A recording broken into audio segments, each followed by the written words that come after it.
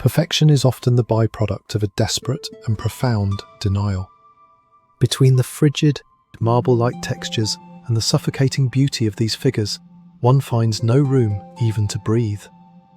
The flawless bodies in the works of Gilded and Bouguereau are not organic beings, but perfect shapes where all human thought has been systematically stripped away. More than an artistic achievement, this is a compulsive defense mechanism, a refusal of entropy, of aging, and of the chaotic laws of nature.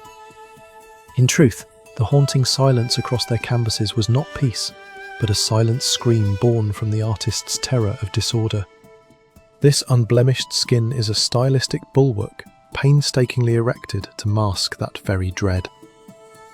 William-Bouguereau was a titan of academicism who sought the ideal through the absolute perfection of the classical line. This innate drive for order was his artistic creed, yet it found a tragic, personal resonance through the loss of 4 of his 5 children. In an era that demanded the sublime and the finished, his brush became a means to mend a world shattered by grief. His unblemished figures were not merely a technical display, but a convergence of his professional discipline and a father's desperate need to find solace in a world that refused to decay. To him, this flawlessness was a sanitized heaven, a sanctuary where his mastery could finally silence the chaotic cruelty of fate. The result is a beautiful prison, where the figures remain forever unaging, yet forever breathless beneath the weight of marble perfection.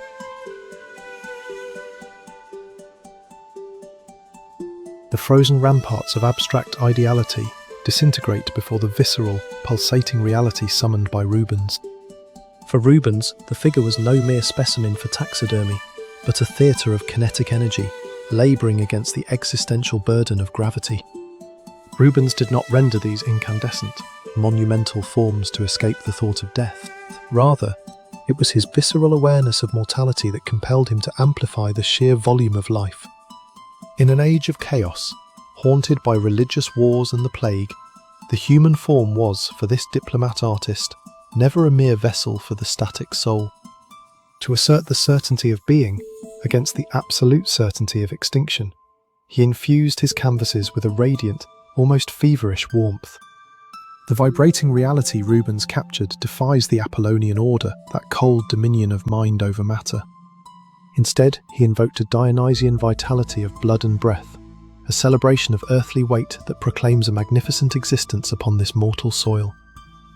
These compositions, overflowing with monumental volume, are a desperate testament to the human will to live against the inevitable pull of death. They are a grand aesthetic hymn, proving that despite our mortality, we remain incandescently alive.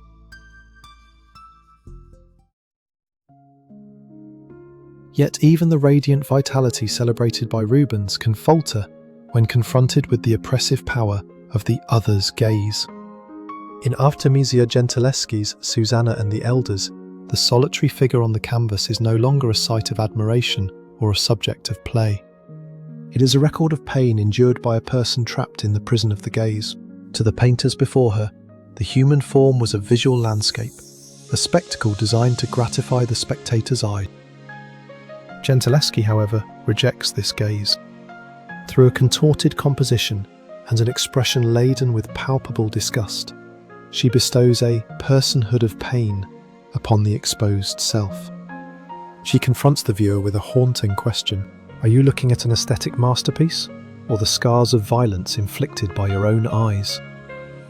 Here, the roles of subject and object are radically reversed. We are no longer mere observers, but complicit witnesses. By pouring her trauma into this crushed and suffocating space, she unveils a harrowing struggle for existence against the cruelty of sight. This is not an object to be consumed. It is the defiant cry of a sovereign subject refusing to be reduced to a mere thing. Tearing through the seductive mask of beauty, this raw truth forces the viewer to ask a chilling question. Has my own gaze, the very way I see, become a tool of harm? Where the incandescent blood of Rubens has cooled, a frigid and hyper-precise fantasy of the exotic now takes its place. The breathtaking historical accuracy in Jean-Léon Gérôme's Pool in a Harem is not born of a love for the subject standing before him.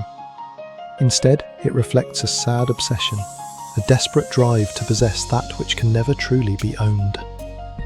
He was an artist who sought exile in the virtual space and time of the past, unable to endure the profound loneliness of the present.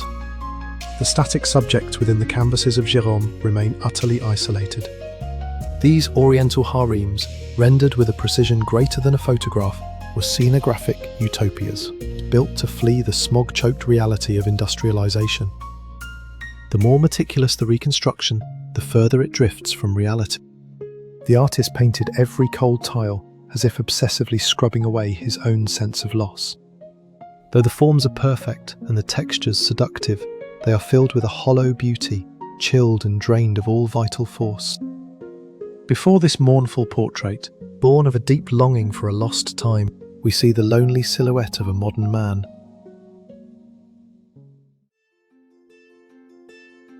It is time now to shed the hypocritical garments of mythological decor and historical pretense.